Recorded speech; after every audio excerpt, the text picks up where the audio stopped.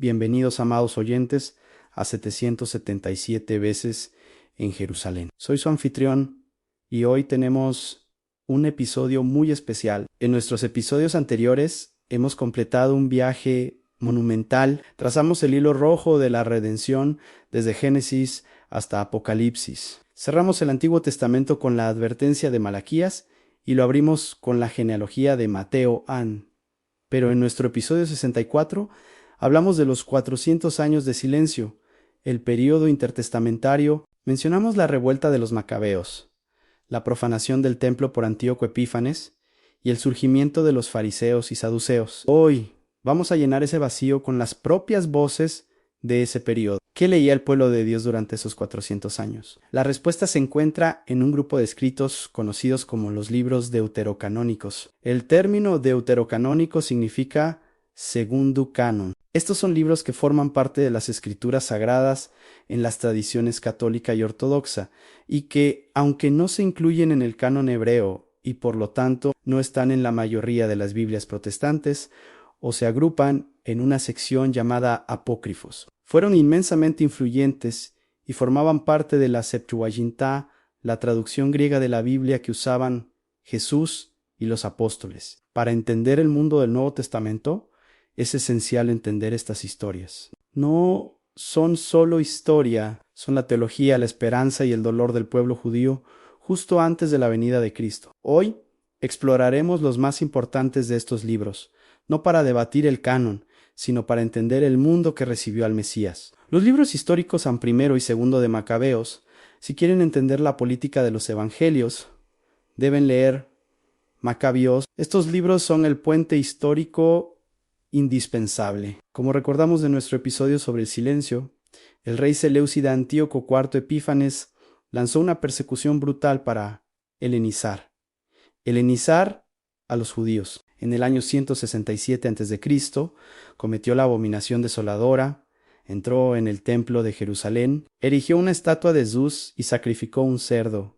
En el altar santo prohibió la circuncisión, la observancia del sábado y la lectura de la Torá bajo pena de muerte. El libro de Primero de Macabios es la crónica histórica de la rebelión. Comienza en el pueblo de Modina.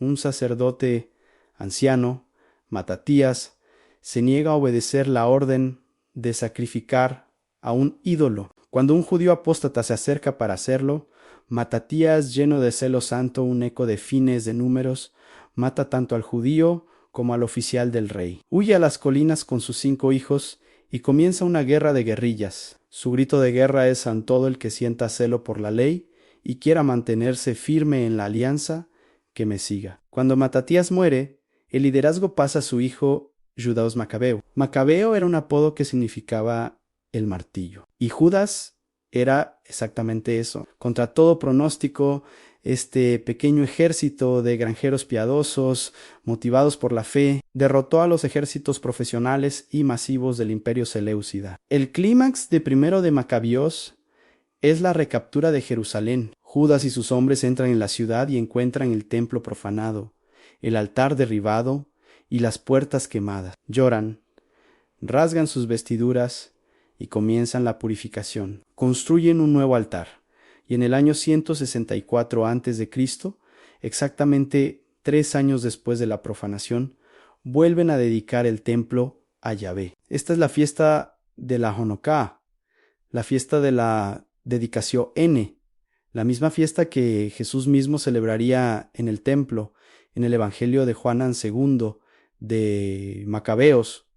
No es una secuela, es un relato paralelo que se enfoca más en la teología detrás de la guerra. Este libro nos da las historias gráficas y horribles del martirio. Nos cuenta la historia de Eleazar, un escriba de 90 años, que fue golpeado hasta la muerte por negarse a comer carne de cerdo. Y nos da la famosa historia de la madre y sus 7 hijos. Antíoco los tortura uno por uno frente a su madre, cortándoles la lengua, arrancándoles el cuero cabelludo y friéndolos en sartenes calientes. Y cada hermano, al morir, da un discurso sobre su fe en la resurrección corporal. Estos libros son cruciales, explican el odio intenso entre los judíos y los gentiles seomo, los samaritanos que vemos en los evangelios, explican el surgimiento de los fariseos, el partido que nació del celo de Matatías por la ley y la resurrección, y explican el anhelo desesperado de Israel por un nuevo Judas Macabeo, un Mesías militar que usara la espada para expulsar al nuevo opresor en Roma. Los libros narrativos y Yudat. Si Macabeos es historia, Tobías y Yudat son novelas didácticas, historias diseñadas para enseñar la fidelidad de Dios en tiempos de opresión. El libro de Tobías es una historia de fe en el exilio. Nos cuenta sobre Tobit, un judío piadoso en Nínive, la capital de Asiria, a que a pesar del peligro entierra secretamente los cuerpos de los judíos ejecutados. Un día, mientras descansa, excremento de pájaro cae en sus ojos y queda ciego. Al mismo tiempo, en una tierra lejana, una joven llamada Sara está desesperada porque un demonio, Asmodeo, ha matado a sus 7 esposos en sus noches de boda. Ambos, Tobit y Sara, oran a Dios pidiendo la muerte, y Dios responde enviando al ángel. Rafael Seyuyo, nombre significa Dios sana, disfrazado de guía humano. Rafael guía al hijo de Tobit, Tobías, en un viaje para recuperar dinero. En el camino, capturan un pez, y Rafael le dice a Tobías que guarde el corazón, el hígado y la hiel. Con el corazón y el hígado, Tobías expulsa al demonio Asmodeo y se casa con Sara Ann, con la hiel del pez. Regresa a casa y sana la ceguera de su padre Tobit. Es una historia hermosa sobre la providencia oculta de Dios, la importancia de la caridad Dar Limená y el ministerio de los ángeles. El libro de Yudat es una historia de guerra y valor, similar a la de Jael en el libro de Jueces. El ejército más poderoso del mundo, liderado por el general Holofernes, sitia la ciudad judía de Betulia. El pueblo está a punto de rendirse, pero Judait, una viuda piadosa, hermosa y rica, los reprende por su falta de fe. Después de orar, se quita sus ropas de luto, se viste con sus mejores galas y junto con su sierva entra al campamento enemigo. Finge ser una desertora. Holofernes, cautivado por su belleza, la invita a un banquete privado en su tienda, planeando seducirla. Él bebe hasta emborracharse y se queda dormido. Judá toma la propia espada de Holofernes, reza pidiendo fuerza y le corta la cabeza. Ella y su sierva colocan la cabeza en un saco de comida y regresan a Betulia. Al ver la cabeza de su general colgada en el muro, el ejército asirio entra en pánico y huye. Yudet es el modelo de cómo Dios usa al débil, al inesperado, al piadoso, para salvar a su pueblo. Los libros sapienciales, a Sabiduría y Eclesiásticos, Irácides, estos libros son la continuación de la tradición de Proverbios y Eclesiastés. El libro de la Sabiduría o Sabiduría de Salomón fue escrito en griego, probablemente en Alejandría. Es una defensa de la fe judía contra la filosofía helenística. Argumenta que la verdadera sabiduría no viene de Platón o Aristóteles,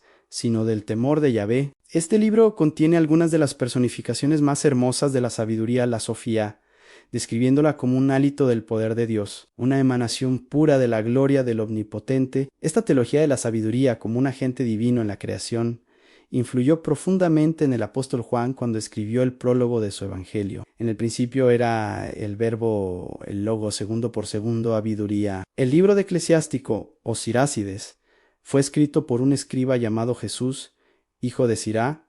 Es el libro de sabiduría más largo de la Biblia. Es un manual práctico, muy parecido a Proverbios, sobre cómo vivir piadosamente en un mundo helenizado. Contiene consejos sobre todo en la amistad verdadera, el peligro de la lengua, cómo manejar el dinero, la honra debida a los padres y la humildad. Es famoso por su último gran poema, El elogio de los padres, un recorrido por la historia de Israel que celebra a los héroes de la fe, desde Enoc hasta Nehemías. Estos libros deuterocanónicos llenan el vacío. Nos muestran un pueblo luchando con la resurrección, el martirio, la idolatría y la filosofía. Nos muestran un Dios que sigue obrando a través de ángeles, viudas valientes y martillos guerreros. Prepararon el escenario teológico y político para que cuando el verdadero rey, el verdadero sacerdote y la verdadera sabiduría finalmente llegaran, el mundo estuviera listo para recibirlo o para rechazarlo. Gracias por acompañarnos en 777 veces en Jerusalén. Con este episodio cerramos nuestro recorrido por los libros que forman el Antiguo Testamento. En nuestra próxima serie comenzaremos un nuevo viaje, explorando los grandes temas teológicos de la Biblia, comenzando con la doctrina central, el pacto en que la gracia y la paz de Dios sean con ustedes. Hasta la próxima.